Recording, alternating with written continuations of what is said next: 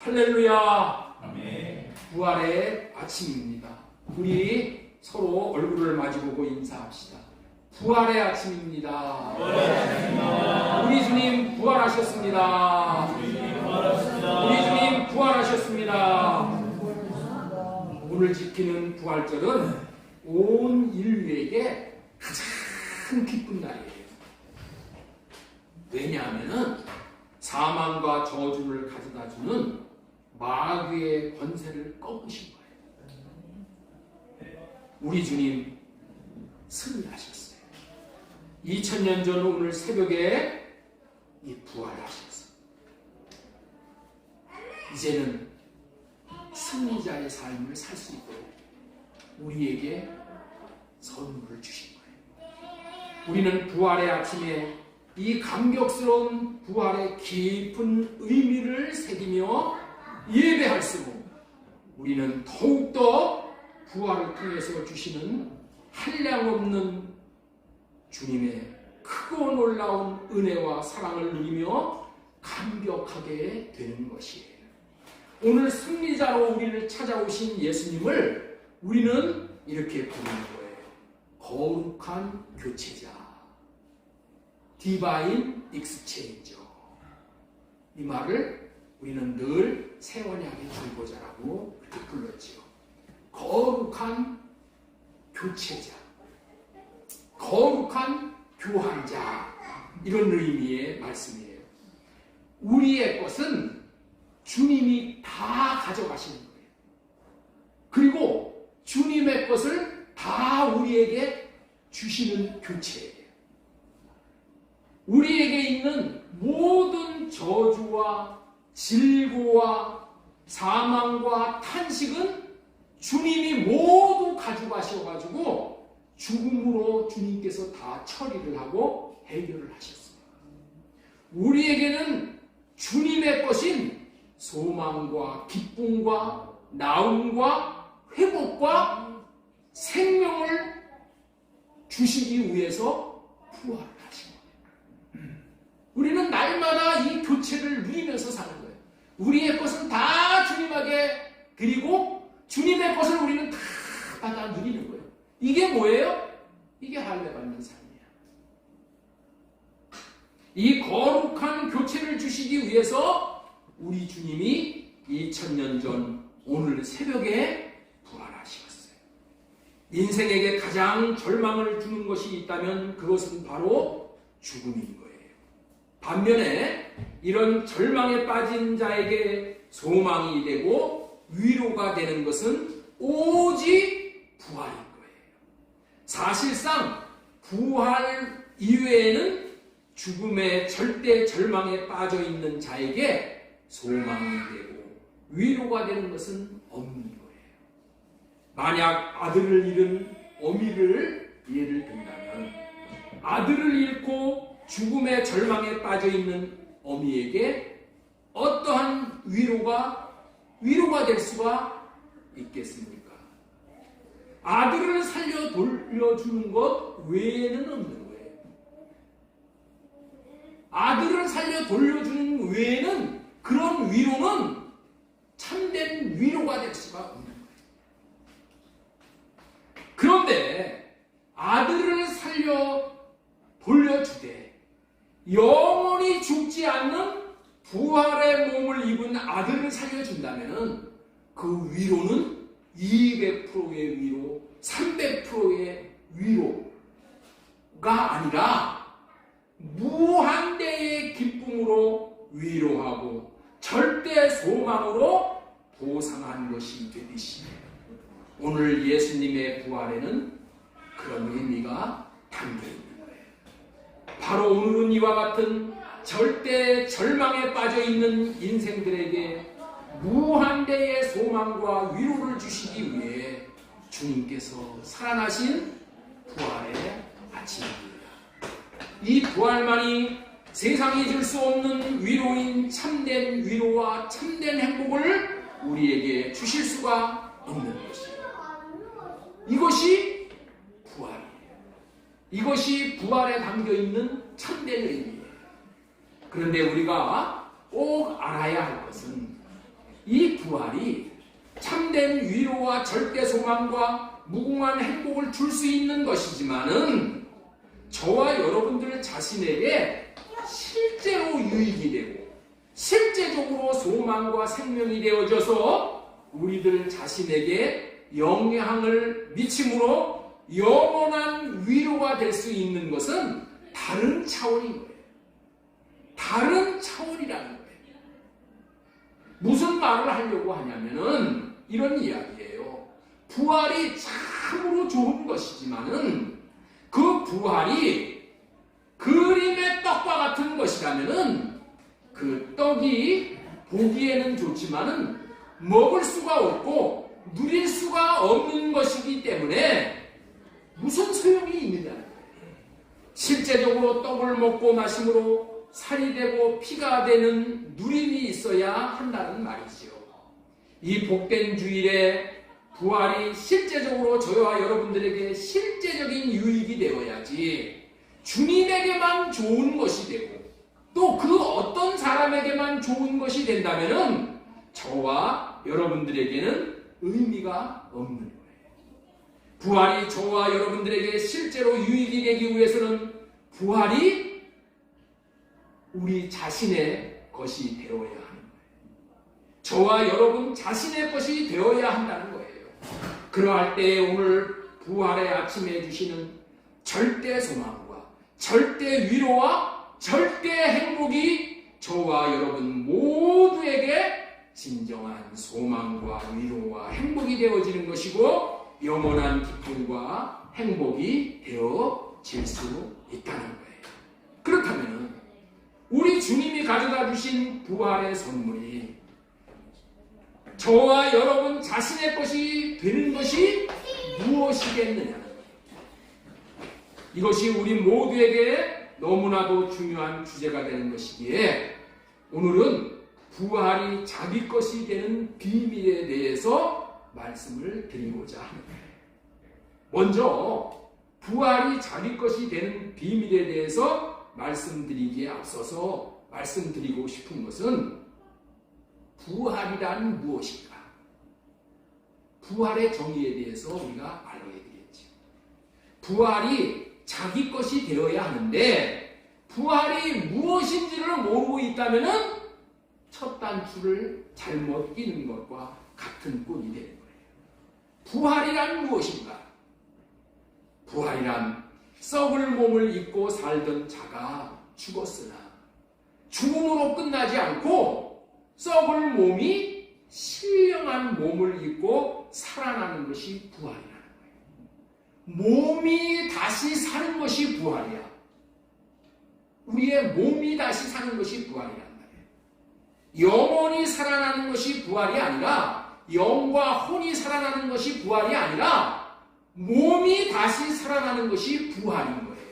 오늘 우리가 이 부활절을 맞이하는데 예수님이 살아나는 것이 뭐가 살아난 거냐?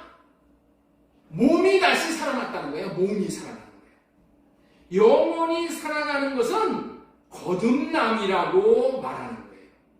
육신의 몸이 다시 사는 것이 부활임을 알아야 하는 거예요. 이 몸이 사는 것이 굉장히 중요한 의미가 있어요. 너무나도 오늘 설교 내용이 길어지기 때문에 이 몸이 살아나는 이런 축복에 대해서 이 6가지의 축복이 있는데 그거는 뭐 다음 주나 다음 기회에 드리겠지만은 이 몸이 살아나는 것이 굉장히 중요한 거예요. 보이는 이 몸이 살아나는 것이. 우리는 구원이라고 하면은 영혼의 구원을 말하는 것이라고 여겨요.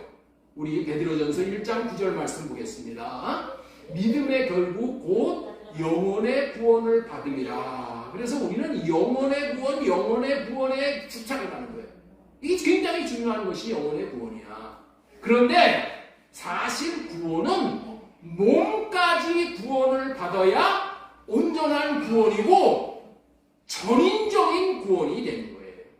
영, 혼 다 구원을 받아야 되지만은 몸까지 구원을 받아야 되는 거예요. 몸까지. 오늘 예수님께서 부활하시어서 우리에게 주시고자 하는 구원은 몸의 구원이고 몸의 부활이라는 거예요.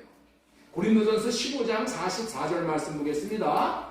육신의 몸으로 심고 신령한 몸으로 다시 살아나냐니 육의 몸이 있은즉 또 영의 몸도 있느니라. 영의 몸으로 살아나는 거예요.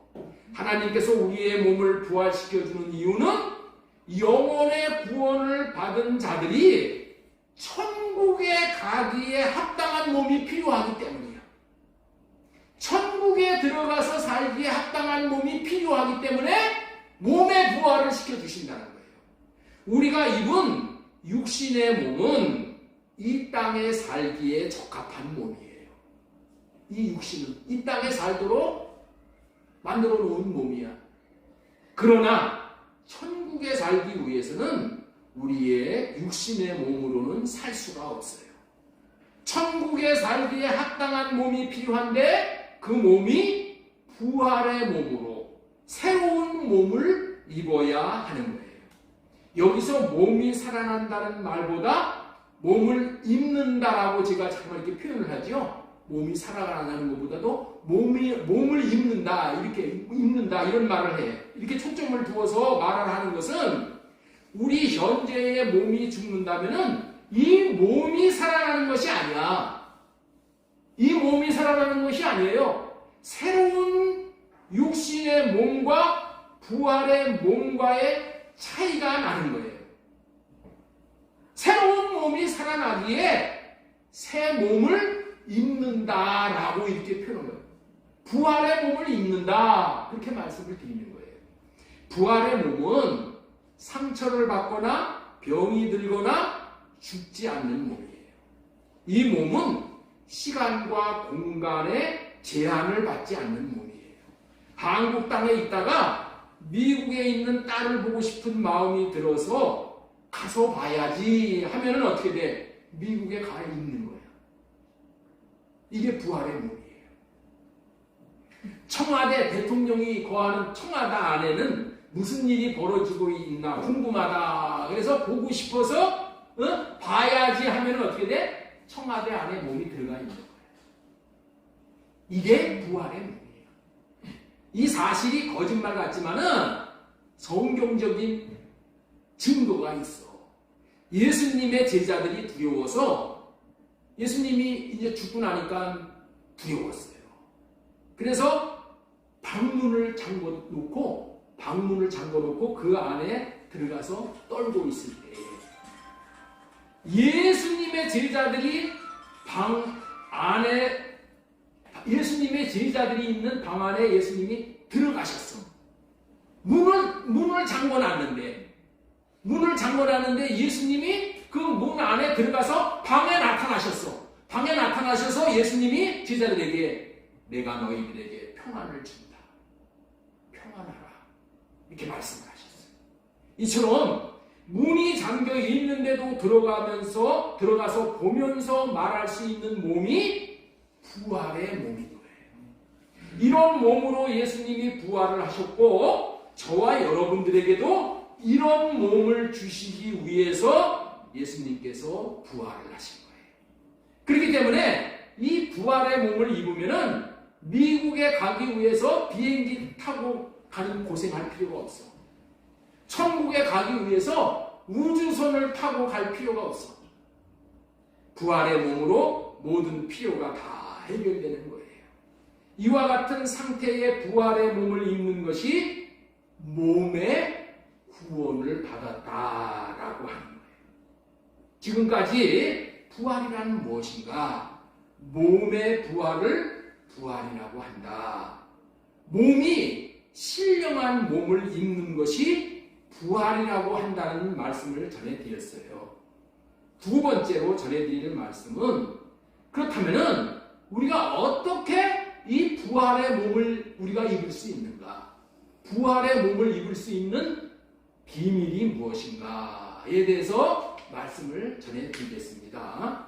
인간들의 꿈이 무엇인가 하면은 자기가 죽은 후에 때가 되면은 다시 살아나는 거야. 이게 인간들의 꿈이었어요. 이 꿈이 이루어지는 것이 인간들의 실제적인 소원이고 소망인 거예요. 그래서 돈이 있고 권력이 있는 자들은 이런 꿈이 이루어질 수 있도록 자신이 이 땅에 사는 동안에 이 죽기 전에 준비를 하는 거예요. 그리고 또 자기 자식이 이런 준비를 해. 그것은 자기 몸이 살아날 때를 대비해서 시신을 땅에 묻거나 화장을 하지 않고 보존을 하는 거예요. 그대로 보존을 해. 그것이 뭐예요? 죽은 몸을 미이라를 만드는 거예요. 미이라. 이집트 피라미드에서 나온 미이라를 이북의 김일성과 김정일의 미이라를 여러분들 TV에서 보셨을 거예요. 기가 막히게 그냥 그대로 보존을 하잖아요. 이들의 욕망은 오직 몸이 다시 살아나는 거야. 그래서 어마어마한 돈을 들여서 자기의 몸을 미이라로 만들어 보존하려고 하는 거예요. 그런데 이런 행동은 너무도 어리석은 짓인 거예요. 왜냐하면 육신의 생명이 죽어서 시체가 된 몸은 다시 살아난다 하더라도 또 죽게 되는 거야. 이 육신의 생명은 또 죽어. 살려놓으면 뭐해? 또 죽어. 나사로가 부활을 했죠. 예수님이 살려서. 또 죽었어. 또 죽어. 한 번 죽기도 힘든데 두 번 죽어. 여러분들 이거 고역인 거예요. 그러나 하나님께서 하나님의 생명을 부어 넣어 주시어 부활한 몸은 하나님의 생명이 들어와서 된 몸이기 때문에 죽지 않고 병도 들지 않는 영원히 사는 몸이 되는 거예요. 우리가 부활의 몸을 입으면 영원히 사는 몸이야. 부모로부터 받은 육신의 몸과는 비교도 안 되는 몸인 거예요. 우리는 모두가 예수 그리스도가 부활의 몸을 입고 부활하셨기 때문에 우리 모두는 부활의 몸을 입을 길이 열려진 거예요. 왜냐하면 예수님이 부활의 첫 열매이시기에 두 번째 열매인 우리들도 반드시 부활의 열매가 되는 거예요. 그 말씀이 고린도전서 15장 20절. 이 말씀이 우리에게 소망인 거예요. 그러나 이제 그리스도께서 죽은 자 가운데서 다시 살아나사 잠자는 자들의 첫 열매가 되셨도다. 응? 부활 나무의 첫 열매가 되셨어. 그러면은 첫 해에 부활 나무에서 배가 열리면은 다음에 열릴 때도 배가 나오는 거예요. 그렇죠? 배나무에서 감 나오는 법이 없어. 우리 주님이 부활나무야. 그래서 우리 주님에게 속한 자들은 다 부활의 열매가 되는 거예요. 아담 안에서 모든 사람이 죽은 것 같이 그리스도 안에서 모든 사람이 삶을 얻으리라. 그러나 각기 자기 차례대로 되리니 먼저는 첫 열매인 그리스도요. 다음에는 그가 강림하실 때 그리스도에게 속한 자요. 이 말씀이 만고의 진리인 거예요. 만물은 이 진리의 말씀대로만 되어지는 거예요. 이것이 오늘 부활하신 주님이 우리에게 주시는 최고의 선물로 부활의 몸을 입게 해 주시겠다고 하신 거예요.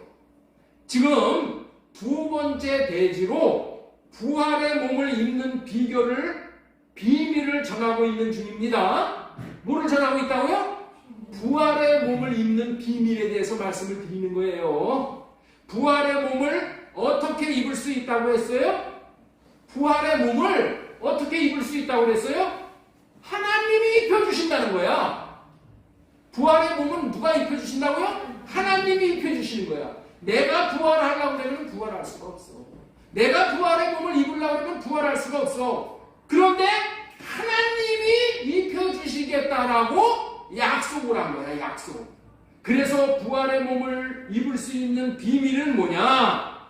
첫 번째로 부활의 몸을 입혀주시겠다고 하신 약속을 믿는 거예요. 부활의 몸을 입혀주시겠다라고 하시는 그 약속을 믿는 자가 부활되는 거예요. 그 자를 하나님께서 부활시키는 거예요. 하나님이 약속하셨기 때문에 부활의 몸을 입을 수가 있는 거예요. 하나님의 약속하신 말씀대로 이루어지는 거예요. 하나님은 말씀하시고 이루시는 분이신데 말씀하시는 대로 이루어지는 거예요.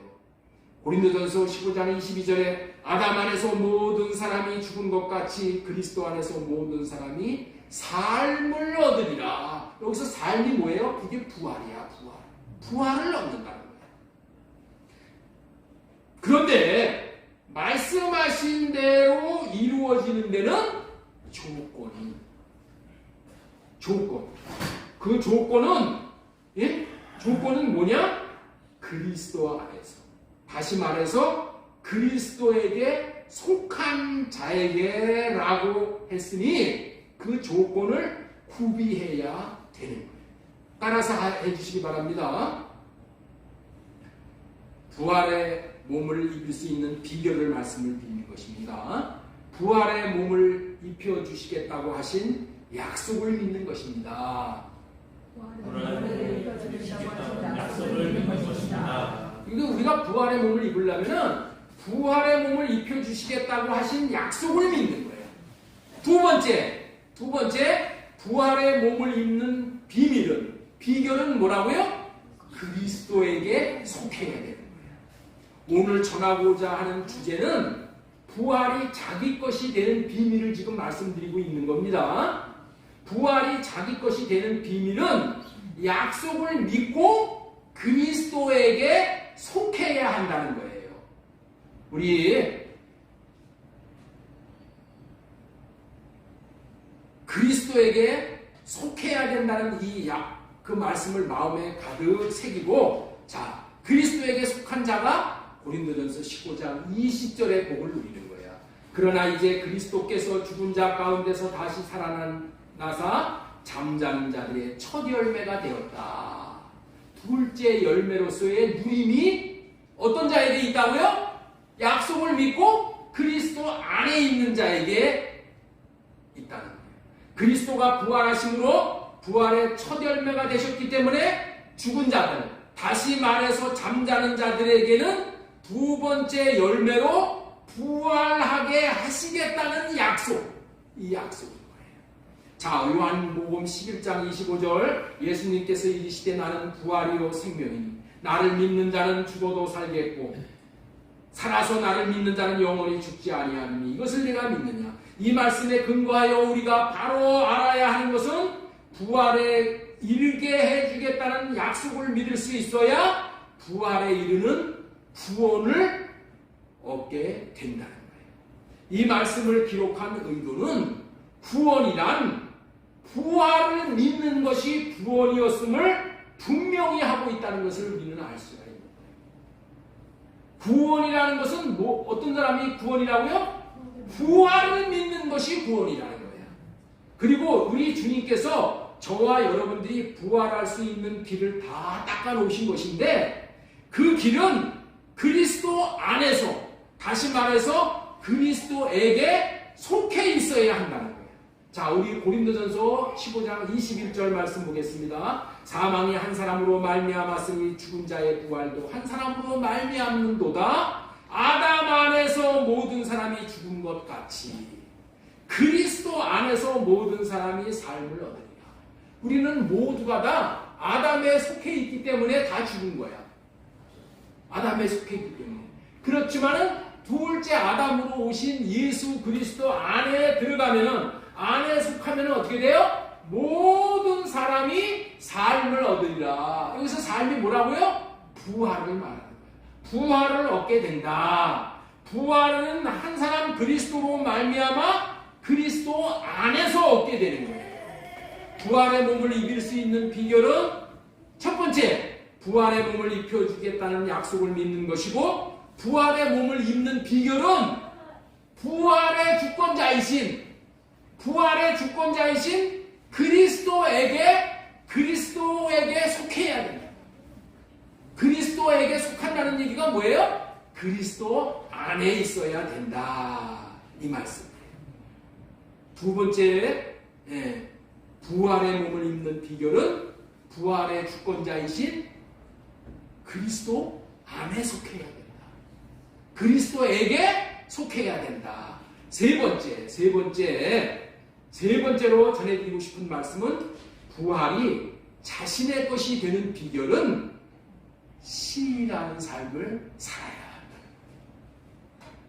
첫 번째 뭐라고 그랬죠? 부활이 자기 것이 되기 위해서는 첫 번째 뭐라고 그랬죠? 약속을 믿어야 되겠다. 부활시켜주겠다는 약속을 믿고, 두 번째는 어떻게 해야 된다고요? 그리스도 안에 들어가야 된다는 거예요. 그리스도에게 속해야 된다는 거예요. 그리스도에게 붙어 있어야 된다는 거예요. 그리고 세 번째는 뭐라고 그랬죠? 신이 나는 삶을 살아야 된다. 신이 나는 삶. 자, 우리 로마서 10장 9절 말씀 보겠습니다. 네가 만일 내 입으로 예수님을 주로 시인하며 하나님께서 그를 죽은 자 가운데서 살리신 것을 내 마음에 믿으면 구원을 받으리라. 이 구원을 받는다는 것은 여기서는 무슨 의미라고요? 부활한다, 이런 의미예요. 몸의 구원까지도 받는 거예요. 사람이 마음으로 믿어 의에 이르고 입으로 시인하여 구원에 이르느니라. 이 말씀의 의미를 좀 더 자세히 살펴보겠습니다. 1번의 예수님을 1번 예수님을 주로 시인한다. 주로 시인하며, 이 의미는 우리 몸을 부활시켜줄 주인으로 예수님을 시인한다. 부활은 누가 시켜주시는 거라고요? 예수님이 시켜주시는 거야. 하나님이 시켜주시는 거야. 그런데 우리는 뭘로 예수님을 시인해야 된다고요? 예수님이 내 몸을 부활시켜줄 주권자로 시인을 한다는 거야. 이런 자가 부활의 몸을 입는 비밀을 깨달은 자야. 두 번째, 하나님께서 예수님을 죽은 자 가운데서 살리신 것을 네 마음에 믿어야 구원인 거야. 여러분들 있죠? 믿음은 뭐를 얘기하는 것이냐면, 예수님을 믿는다 했을 때 구원을 받는다는 것은 뭐를 얘기하냐면, 예수님이 죽은 자 가운데서 부활한 것을 믿는 거야. 부활한 것을 믿어야지 구원이라니까. 부활한 것을 믿어야 나도 구원을 하는 거야. 내 영혼이 거듭나고 내 몸이 부활을 하는 거야. 부활한 것을 믿어야 되는 거예요. 자, 옆에 있는 분에게 축복하시기 바랍니다. 구원은 부활할 것을 믿어야 합니다. 구원은 부활할 것을 믿어야 합니다. 자, 우리는 지식으로만, 머리로만이 아니라 우리 마음에서 예수님이 부활하신 것을 믿어야 된다. 자, 세 번째 의미 보겠습니다. 3번 보겠습니다. 입으로 시인하여 구원에 이르느니라. 입으로 시인하여 부활에 이르느니라. 그런 말씀이에요. 구원이라는 의미는 누가 옆에서 예수가 부활했다고 하면은 너 목에 칼이 들어간다. 너 작두로 네 목을 자르겠다 해도 자신은 예수가 부활했다는 것이 사실이기 때문에 이 부활했다는 것을 나는 시인하겠다. 시인하며 삶으로 예수님이 부활했다는 것을 드러내는 사람에게 주시는 상이 뭐라고요? 이게 몸의 부활이야. 이 상이 몸의 부활이야. 영혼의 부활은 여러분들 이렇게 복잡하지 않아요. 상이 부활이야, 상이. 어떤 상? 목에 칼이 들어와도 시인하는 사람. 이게 몸의 부활이야. 예수님이 어떻게 해서 몸의 부활을 얻게 되셨냐? 예수님은 어떻게 됐어요? 십자가에 죽는 죽음의 대가를 치르셨어. 죽음의 대가를 치르시니까 그 결과로 뭐를 얻으셨어? 몸의 부활을 얻으신 거야. 여러분들 이제 몸의 부활을 얻는 것은 이 간단한 문제가 아니야. 간단한 문제가 아니에요, 여러분들. 이 의미를 바로 잘 깨달아야 돼. 오늘 계속해서 그런 의미의 말씀을 전해드립니다. 이 몸의 부활은 삶이 따라야 돼요. 행함이 따라야 돼요. 이제까지의 말을 종합하면은 몸의 부활은 믿음으로 얻는 것인데 이 믿음이 보통 믿음이 아니라 육신의 생명을 걸고 부활을 시인하는 믿음을, 다시 말해서 삶으로 드러내는 것, 증거하는 것, 전도하는 것을 말하는 거예요. 우리나라에서 지금은 전도로 부활하셨음을 시인하는 삶을 산다고 해서 죽지는 않아. 그런데 초대교회에서는 죽었던 거야. 죽었어. 그래서 초대교회의 이 전도자를 보고 뭐라고 부르냐? 말티스라고 불렀어요. 말티스. 말티스라는 얘기는 뭐냐면 시인하는 자. 입으로 예수님의 부활을 시인하는 거예요. 그러면 어떻게 돼? 갖다가 다 잡아서 죽였어. 시인하는 자, 전도하는 자, 다 순교자로 다 통했어. 시인하는 자, 전도하는 자, 다 순교자로 통했단 말이에요. 그렇기 때문에 이런 부활에 대한 믿음은 알량한 믿음이 아니라 큰 믿음의 소유자예요. 예수님이 이 부활했다라는 것을 증거하면은 여러분들 있죠? 로마의 그 원형 경기장에 들어가서 사자의 밥이 되어서 죽었어. 이런 믿음의 소유자가 부활의 몸을 입게 되어 천국의 주인공, 신령한 복을 받는 주인공이 되는 거예요. 그렇다면은 우리가 부활에 대한 믿음이 보통 믿음이 아니라는 것을 우리는 분명히 알게 되는 것이죠. 믿음하면은 죽은 자의 몸의 부활에 대한 믿음을 가지고 있어야 하고 그리스도께 속하는 믿음을 가져야 하고 이런 믿음이 있다라고 하면은 시인하는 삶을 살아내므로 그 믿음을 인정받을 수 있는 거예요. 자, 이제까지 전한 말씀이 설교 제목은 뭐였었죠? 부활의 비밀. 이 부활이 자기 자신의 것이 되는 비밀에 대해서 말씀을 전해드렸는데 부활이란 무엇인가? 두 번째, 이 부활의 몸을 입을 수 있는 비결이 뭐냐? 부활의 몸을 입혀주겠다고 하신 약속을 믿는 것이다. 부활의 몸을 입는 비결은 부활의 주권자인 그리스도에게 속해야 된다. 부활을 시인하는 삶을 살아야 된다. 라고 말씀을 전해드렸어요. 마지막으로 한 가지 전해드리고 싶은 것은 주님의 것이 된 자로 살아야 한다. 이것이 부활의 몸을 입는 비결이에요. 자, 앞에서 부활의 몸을 입도록 하는 것은 천국에 들어가서 살 수 있는 몸을 입도록 하시기 위함이라고 했어요. 그렇다면은 천국에 들어가서 들어갈 자를 안다면은 천국에 들어갈 자가 어떤 자인지를 안다면은 부활의 몸을 입는 자가 어떤 자인지를 자명하게 알게 되는 것이죠. 그렇죠? 천국에 들어갈 자가 부활의 옷을 입혀주는 것은 천국에 들어가서 살게 하기 위해서 부활의 몸을 입혀준다고 했잖아요. 그렇죠? 부활의 몸을 입어야지만 천국에 들어가서 사는 거야. 그렇죠? 그렇다면은 천국에 들어갈 자를 안다면은 어떤 자가 부활의 몸을 입을 자인지 분명하게 알게 되는 것이죠. 똑같은 의미야. 그래서 천국에 들어갈 자가 어떤 자인가? 어떤 자인가?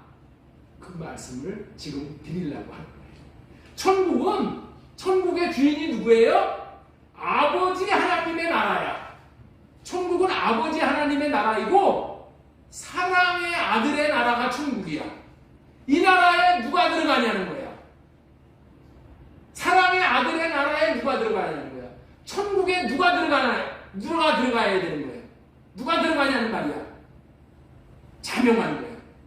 천국에 들어갈 자는 아버지의 것이 된 자가 들어가는 거야. 아들의 것이 된 자가 누가 들어간다는 거야. 자, 우리 그 말씀이 로마서 10장 9절의 말씀입니다. 자, 보세요. 네가 만일 내 입으로 예수님을 주로 시인하며 이렇게 되어 있어요. 예수님을 주님이라고 시인하는 자가 구원을 받는다는 거잖아요. 이게 뭐야? 이게 천국에 들어가는 자야. 다시 말해서 예수님을 나의 주인이라고 시인하는 자는 뭐야? 내가 내 것이 아니라 예수님의 것입니다. 내가 하나님의 것입니다 라고 하는 자가 천국에 들어가는 주인공이라는 거야. 자, 우리 고린도전서 15장 40절에 44절에 이런 말씀이 있어요. 자, 육신의 몸으로 신고 신령한 몸으로 다시 살아나나니, 이렇게 돼 있어요. 여기서 신령한 몸이라는 것은 뭐냐면은 신령하신 하나님의 것이 된 몸을 신령한 몸이라고 하는 거예요. 여러분들 있죠? 신령한 몸이 뭐라고요? 하나님의 것이 된 것이 신령한 거예요. 성도가 뭘까? 성도가 뭘까? 거룩한 자가 성도야. 이 교회에 있는 것들은 다 뭐냐면 성물이라고 얘기해. 성물. 마이크도 성물, 이 종도 성물, 학자도 성물, 이것도 성의. 다 이 교회에 있는 모든 물건은 다 성자를 붙여. 성의, 성물, 성도 다 성자를 붙여. 이게 무슨 의미야? 이거 다 누구 것이야? 하나님의 것이다. 하나님의 것이 된 것만 거룩한 거야. 이해가 되셔요? 하나님의 것만이 거룩하지 나머지는 다 더러운 거야. 왜? 하나님의 것인데 다 뭐야? 질 것으로 취해서 사는 거야. 다 더러운 거야. 하나님의 것에 속한 것이 하나님에게 속하게 한 것만 거룩해지는 거야. 이거를 알아야 돼. 여기서 신령한 몸으로 다시 살아나는, 신령한 몸이 뭐라고요? 거룩한 몸. 거룩한 몸이 뭐라고요? 어떤 몸이야? 하나님의 것이 된 몸이 거룩한 몸이야. 하나님의 것이 된 몸이 거룩한 몸이란 말이야. 그렇기 때문에 하나님의 것이 된 것만 하나님의 나라에 하나님이 들이신다는 거예요. 하나님의 것만 하나님의 집인 천국에 하나님이 들여놓으시는 것이지 남의 것을 하나님의 나라에 하나님의 집에 들여놓으시지 않는다는 거예요. 이것은 당연한 거예요. 여러분들 세상 사람들도 자기 집에 들여놓는 것은 자기 것만 들여놔. 그렇죠? 여러분들 사람들이 이런 사람이 있다고 예를 한번 들어보자고요. 공원 놀이터에 보면은 놀이기구 좋은 것들이 많잖아요. 요즘에 공원 놀이터에 가면 뭐 헬스장 안 가도 될 정도로 좋은 게 많아. 근데 안 쓰면서 그렇지. 근데 어떤 사람이 그거를 뜯어가지고 와서 자기 집에다가 설치해 놓는 거야. 그래가지고 자기 집에 설치해갖고 자기와 자기 아내와 자기 자식들만 운동을 하고 거기서 또 운동을 해. 그거 뭐예요? 그거 불법이야. 그렇죠? 그 나라 것을 뜯어다가 자기 집에다가 들여놓은 거야. 그러면 어떻게 돼? 동네 사람들이 손가락질을 하겠지. 그렇죠? 그런데 운동기구를 파는 곳에 가서 돈 주고 사가지고 와서 자기 집에다가 놓고 운동을 하면은 누가 말하는 사람이 없어. 왜냐하면 자기 돈 주고 자기가 사서 자기 것이 된 것 가지고 운동을 하니까. 마찬가지야. 하나님도 자신의 것이 아닌데 자기 집인 천국에 남의 것을 들여놓는 법이 없으셔. 만약에 남의 것을 들여놓으면 하나님이 손가락질을 받고 불법을 범하시는 격이 되기 때문에 그런 거예요. 그래서 하나님께서는 우리들을 부활의 옷을 입혀서 천국에 들여놓으시려면은 우리들을 먼저 자기의 것으로, 하나님의 것으로 삼으셔야 하는 거예요. 우리를 먼저 누구의 것으로 삼는다고요? 하나님의 것으로 삼으셔야 되는 거예요. 이렇게 자기의 것으로 삼으시기 위해서 예수님이 십자가에서 죽으신 거예요. 먼저 예수님이 십자가에서 죽으시고 피를 흘리시어 피의 값을 사탄에게 다 지불해주고 우리의 몸값을 치우고 사오셨어. 그렇게 사오시는 것을 뭐라고 한다? 후속이라고 합니다. 후속, 속량. 우리를 하나님의 것으로 사신 거야. 예수님의 것으로 사신 거야. 이 말을 사탄의 것에서 피로 값주고 사와서 이제는 우리를 예수님의 것으로 삼으셨기 때문에 나는 이제 누굴 것이라고요? 예수님의 것인 거야. 하나님의 것인 거예요. 그래서 거룩한 성도가 된 거예요. 원래 우리는 죄를 지음으로 마귀 사탄의 것이 되었어요. 그래서 지금 사탄의 종노릇을 하고 살았어요. 지금까지. 사탄의 종노릇을 하였다는 말은 마귀가 주는 육신의 생각과 마음으로 살아갔다는 마음이 그런 말이에요. 그렇기 때문에 날마다 지옥 생활을 한 거예요. 이를 마귀의 것이 되어서 살았다고 하는 거예요. 그래서 예수님이 우리의 몸값을 사탄에게 치루어 준 몸값이 십자가에서 흘리신 피예요. 그 피가 우리의 몸값이야. 그 피를 사탄에게 우리의 몸값으로 치르고 주고 사온 것이 죄에서 구원을 받은 거예요. 그 결과로 우리의 몸은 이제 누구의 것이 되었어요? 주님의 것이 된 거예요. 이것이 노예 시장에서 몸값을 치르고 노예를 사오면 그 노예는 이제 새 주인의 것이 된 것과 같은 이치인 거예요. 예수님이 우리의 몸값을 다 치루어 주셨다는 것을 믿는 사람은 이제 예수님의 것이 된 거예요. 구원은 예수님이 우리의 주인이 되었다는 거예요. 마귀가 우리의 주인이 되었을 때는 저주이고 지옥이지만은 예수님이 우리의 주인이 되었다는 것은 기쁨이고 행복이고 축복이고 천국이고 안식입니다. 주인을 잘 만나는 것이 최고의 축복인 거예요. 우리가 예수님의 것이 되는 것이 부활이고 구원인 거예요. 그런데 주인이 없이 사는 사람들이 있어. 주인이 없이 사는 사람들이 있다니까. 교회를 다녀도 내 주인이 누구인지를 모르고 사는 사람이 있다는 거예요. 자기가 자기 인생의 주인인 줄 알고 자기 마음대로 자기 생각대로 살면 자유이고 행복인 줄 알지만 그렇지 않다는 거예요. 매번 반복해서 제가 예를 들은 내용이지만은 목에 줄을 메어서 주인에게 이끌려 공원에 나온 개는 목에 줄이 메어 있지 않고 자기 생각대로 자기 마음대로 뛰어다니는 개와는 전혀 다른 개야. 목이 메어서 공원에 나오는 개는 속박받는 것 같고 구속받는 것 같지만은 그거는 뭐야? 나는 내 주인이 있다라는 선언이고 표시야. 그런 개는 동네 아저씨들이 그 개를 잡아다가 보신탕을 끓여 먹을 수가 없어. 주인이 있기 때문에. 그러나 이 고피가 없는, 그래서 자기 마음대로 쫄쫄거리고 뛰어다니는 개는 어떻게 돼? 주인이 없다라는 것을 만인이 다 알기 때문에 잡아먹는 사람이 임자야. 그래서 동네 아저씨들이 잡아다가 보신탕을 끓여 먹는 거예요. 왜 그래요? 주인이 없는 개인이 잡아먹는 사람이 주인이라고 여기고 심생자가 주인이 되어서 잡아먹는 거예요. 마찬가지 원리. 우리가 만왕의 왕이고 가장 전능하신 하나님이 나의 주인이라면 누가 나를 잡아먹겠냐? 아무도 손댈 수가 없어. 최고로 안전과 평강을 누릴 수가 있는 거예요. 이런 자는 죽음의 두려움이 있을 수가 없는 거예요. 주님이 나의 주인이니까. 주님이 나를 지키시니까.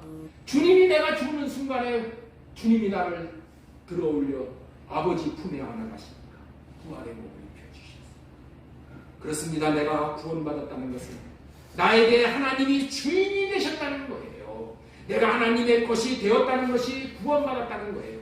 이렇게 예수 그리스도가 우리의 주인이 되어주시기 위해 예수님이 십자가에서 죽으신 것입니다. 예수님이 십자가에서 왜 보험의 피를 흘리셨다고요? 우리의 주인이 되어주시기 위해서예요. 고린도전서 6장 19절 말씀 보겠습니다.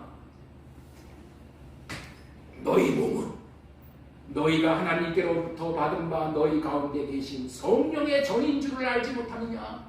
성령님이 내 안에서 주인으로 사시네. 너희는 너희 자신의 것이 아니라 값으로 산 것이 되었으니. 값으로 산 것이 되었어. 누가 사셨어요? 예수 그리스도. 고린도전서 3장 23절에도 너희는 그리스도의 것이요. 너희는 그리스도 것이요. 그리스도는 하나님의 것입니다. 그리스도 그리스도의 것이 된 자는, 다시 말해서 법적으로 그리스도의 것이 된 자는 영혼의 구원을 받은 것이고, 그리스도의 것이 된 자는 영혼의 구원을 받은 것입니다.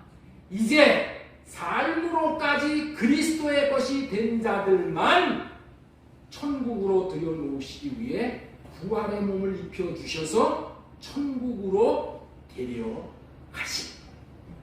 부활의 몸을 입혀서 가십니다. 옆 사람에게 물어보시기 바랍니다. 당신의 주인은 누구십니까? 당신의 주인은 누구십니까? 대답하셔야지. 당신의 주인은 누구십니까?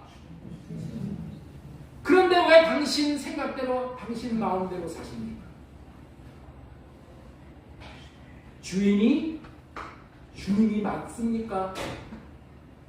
아니, 물어보셔야 돼. 주인이 주님이 맞습니까? 주님이 맞습니까? 그렇기 때문에 구원을 받은 자를 한마디로 표현한다면 영혼 몸이 전인적으로 그리스도의 것이 되어져서 사는 사람을 말하는 거예요. 옆에 있는 분에게 정신 바짝 차리십시오. 그리스도의 것이 되어져서 산다고 하는 것은 무엇입니까? 자신의 육신의 생각으로 사는 자는 마귀의 것이 되어져서 사는 거예요. 마귀가 주는 육신의 생각을 할례받고 그리스도가 주시는 마음으로 사는 자가 그리스도의 것이 되어져서 사는 자예요. 삶까지 살아야 돼. 법적으로만 내가 주님의 것이 되어서는 안 돼. 삶까지 내가 살 수 있어야 돼. 이게, 그런데 문제는 뭐냐? 이 삶이 안 사라진다는 거야. 삶을 못 산다는 거야. 이런 행함으로 사는 자에게 입혀주는 옷이 무슨 옷이라고요? 부활의 옷이라는 거예요.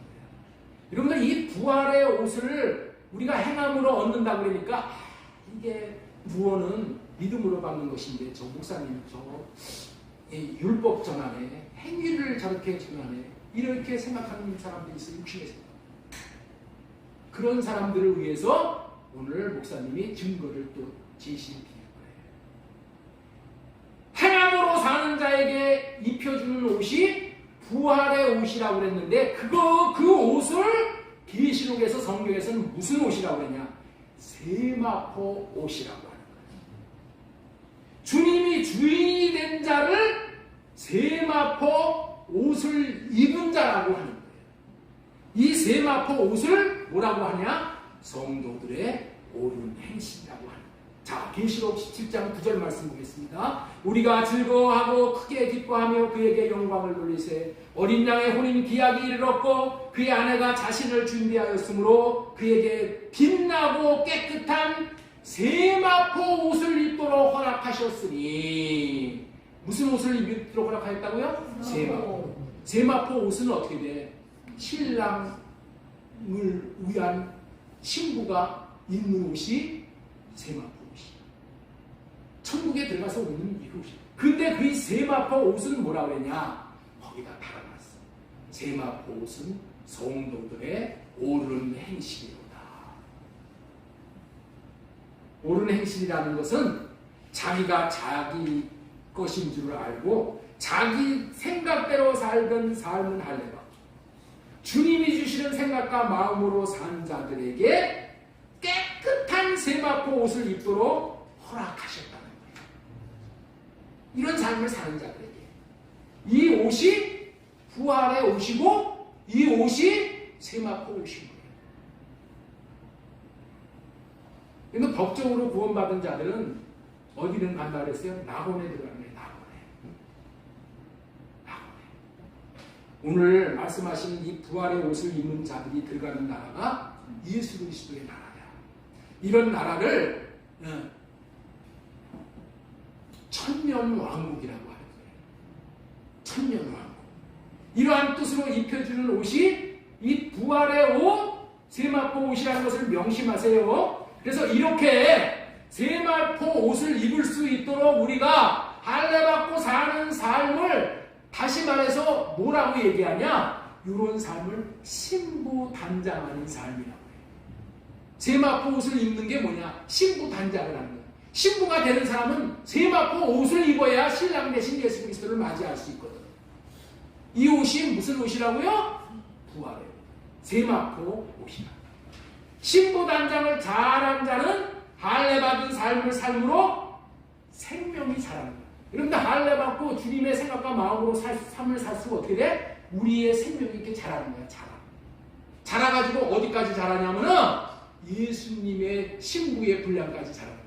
아, 예수님이 여러분들 어린아이하고 결혼할 수 없잖아요. 그렇죠? 신부가 분량 없고 자란 자와 혼인 예식을 해야지. 우리가 신부단장을 한다는 것은 우리가 자라야 돼. 생명이 자라는 거야.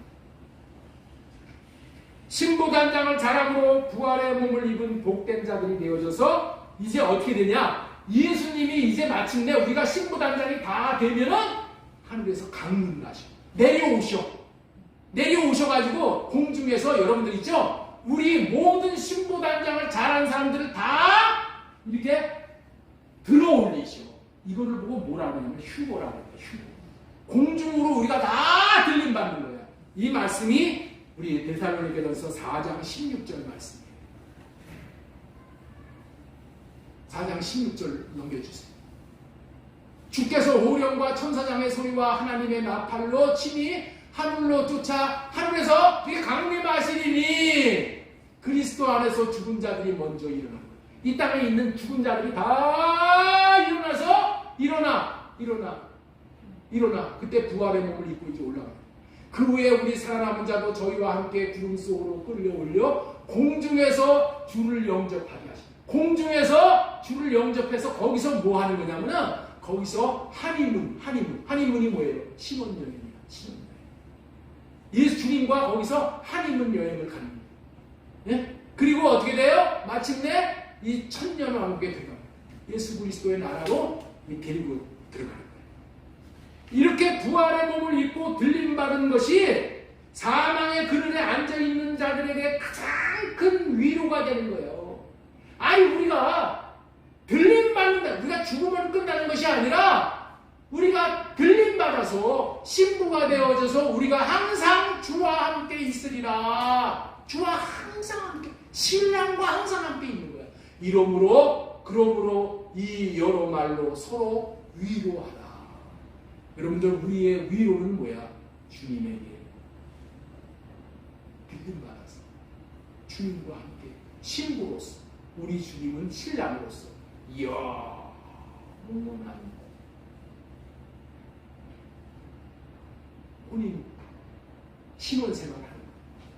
이런 자가 마지막으로 나중에 어떻게 돼요? 천년왕국이 끝나면은 영원한 나라, 아버지 하나님의 나라, 하늘나라가 돼요. 이것이 장차 우리에게 펼쳐질 미래라는 사실을 기억하시고 이 영광의 날을 기대하며 오직 신랑 되시는 우리 주님을 소망하고 육신의 생각과 마음은 할례받고 오직 주님이 주시는 마음으로 사심으로 신부단장 잘 하심으로 세마포 옷 부활의 옷을 입음으로 말미암아 혼인잔치에 넉넉히 참석하여 천년왕국에 들어가서 왕같은 제사장들로 사시다가 영원한 나라에서 영복을 누리시면서 사실 수 있는 그런 날의 시작이 된 날이 오늘 부활의 이 날이 되기를 소망드리고 축원합니다.